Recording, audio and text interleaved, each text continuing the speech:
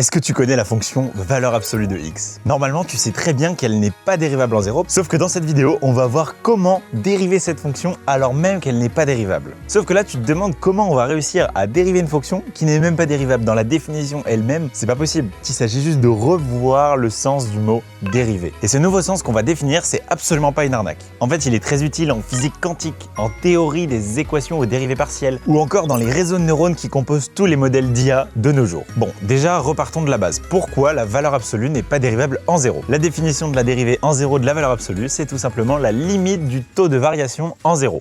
On vous l'a peut-être déjà dit, mais concrètement, c'est la pente de la tangente en 0. Et quand on regarde la pente de la tangente en passant par la gauche, on va obtenir -1. Et on voit qu'on n'a pas unicité de la limite, donc la limite n'existe pas.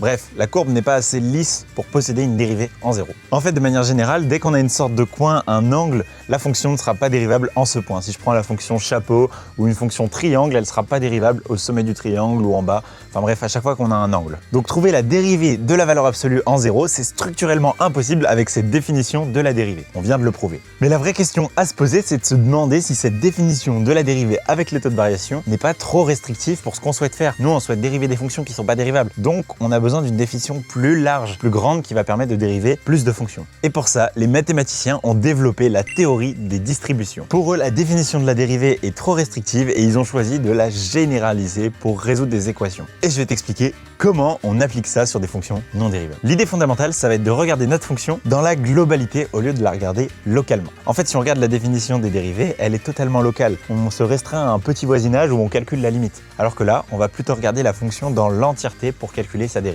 Au lieu de regarder notre fonction en chaque point et calculer sa dérivée sur chaque point, on va regarder notre fonction de manière globale avec des intégrales. Ce qu'on va faire, c'est qu'on va prendre une fonction phi qu'on va appeler fonction de test. C'est une fonction toute gentille qui est infiniment dérivable et qui est nulle en dehors d'un intervalle borné. Autrement dit, elle vaut 0 en moins et en plus l'infini. Et on calcule l'intégrale de moins l'infini à plus l'infini de valeur absolue de x, phi de x dx. Cette intégrale, elle existe bien car on a un produit de fonctions continues, donc on intègre quelque chose de continu. Et elle est bien définie car valeur absolue de x fois phi de x est nulle en dehors d'un intervalle borné car phi l'est elle-même. En fait, ça revient à calculer l'intégrale sur l'intervalle où phi n'est pas nul. En fait, cette intégrale, elle nous donne une correspondance entre une fonction de test phi et un nombre qui est l'intégrale de valeur absolue de x fois phi de x. On appelle justement cette correspondance une distribution, que l'on va noter grand T. C'est-à-dire qu'on a T de phi est égal à l'intégrale de moins l'infini à plus l'infini de valeur absolue de x fois phi de x dx. Ici, il faut bien que tu comprennes que T, c'est pas du tout une fonction classique. Elle prend une fonction et elle sort un nombre en sortie, alors que d'habitude, on prend un nombre en entrée et on sort un nombre en entrée comme ln de x ou exponentielle ou cosinus. Et donc en fait, c'est un objet beaucoup plus général qui va être beaucoup plus puissant. Et l'idée générale de Laurent Schwartz, c'est que cet objet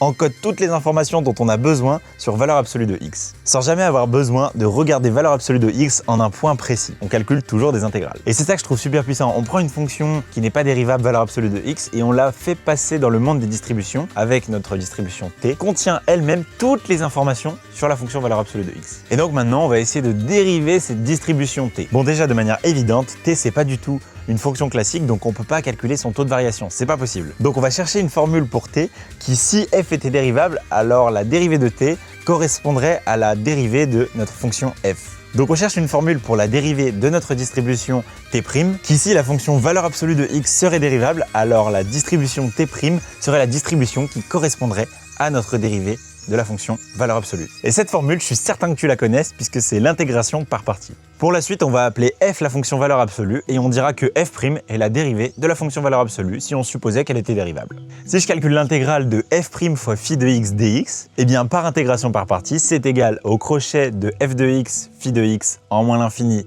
jusqu'à plus l'infini, moins l'intégrale de moins l'infini à plus l'infini de f de x phi' de x dx. Sauf qu'on a dit que phi de x, elle est nulle en moins et en plus l'infini. Donc le crochet au milieu, il saute. Donc on a réussi à virer f' de notre intégrale et plutôt faire apparaître un phi'. Et ça, c'est giga intéressant. Puisque maintenant, on va pouvoir définir la dérivée de notre distribution t notée t' par t' de phi est égal à moins l'intégrale de moins l'infini à plus l'infini de f de x fois phi' de x dx. De base, on voulait calculer l'intégrale de f' fois phi, et on a réussi à déplacer la dérivée pour calculer l'intégrale de f fois phi'.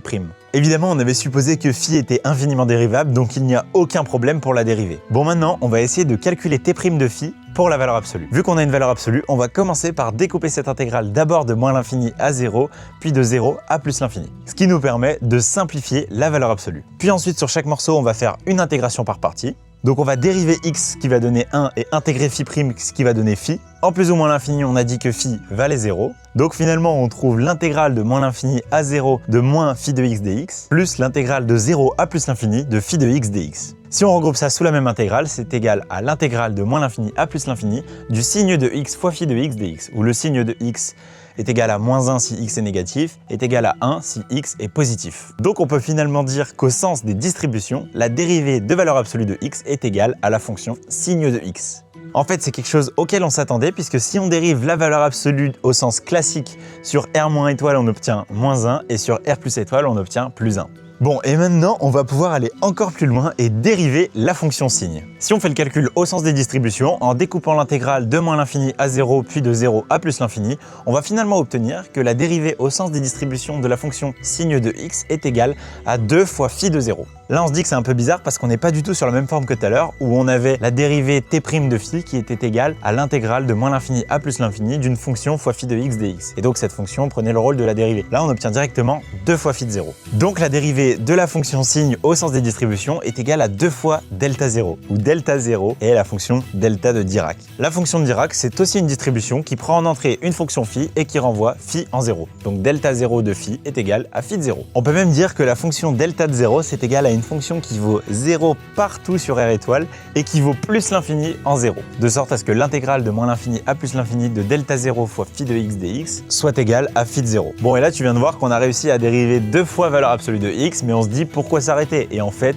on peut très bien continuer à dériver, il n'y a aucun problème. Bon, et en petite conclusion, on a changé la définition de la dérivée. On est passé d'une définition très locale à une définition globale qui nous permet de dériver indéfiniment toutes les fonctions qu'on souhaite, avec quelques conditions, mais je ne les préciserai pas dans cette vidéo. Qui nous permet de dériver à l'infini des fonctions sous quelques conditions. D'ailleurs, il existe plein d'autres curiosités mathématiques, donc n'hésite pas à commenter si tu veux que je te fasse d'autres vidéos. D'ailleurs, on organise des stages intensifs de mathématiques et de physique-chimie tout l'été. C'est ouvert pour les 3e, les lycéens et ceux qui vont en prépa. Ça se passe à Paris, à Lyon, à Strasbourg, à Toulouse ou en visioconférence. On a déjà accompagné plus de 530 élèves satisfaits. Le but, ça va être de consolider tes bases, mais surtout de prendre de l'avance pour l'année suivante. Tu as toutes les infos en description si tu veux participer à un de nos stages de mathématiques. Et je te dis à la prochaine.